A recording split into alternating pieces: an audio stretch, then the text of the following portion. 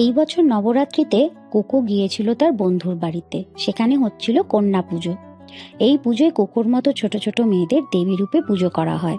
তাদের পায়ে জল দেওয়া হয়, ফুলে সাজানো হয়, আর সবাই জানায় শ্রদ্ধা।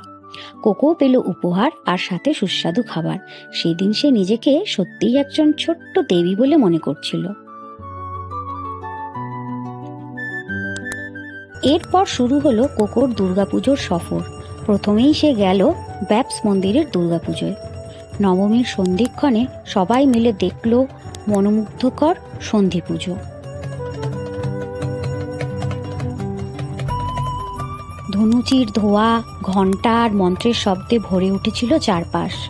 কোকোর চোখে মুখে ফুটে উঠল বিস্ময় আর আনন্দ।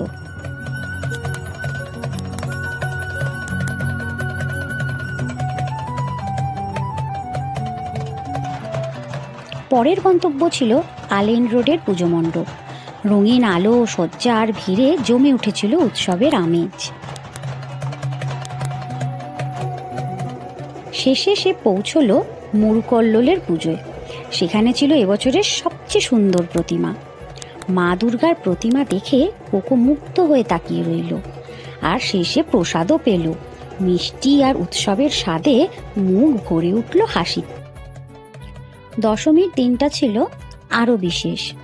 বাড়িতে কোকোর মা নিজের হাতে তৈরি করেছিল ছোট্ট একটা দুর্গা প্রতিমা। বন্ধুদের নিয়ে ঘরে আয়োজন করা হয়েছিল সিঁদুর খেলা। লাল সিঁদুরে ভরে উঠল সবার মুখ আর মন। চারপাশে ছড়িয়ে পড়ল আনন্দ আর উৎসবের গন্ধ। ছোটরাও তাতে সামিল হয়েছিল।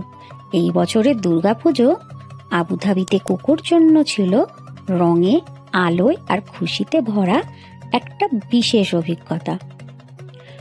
কন্যা পুজো, সন্ধি পুজো, প্রতিমা দর্শন, প্রসাদ আর সিঁদুর খেলা সব মিলিয়ে এবারের উৎসব ছিল একদম পরিপূর্ণ।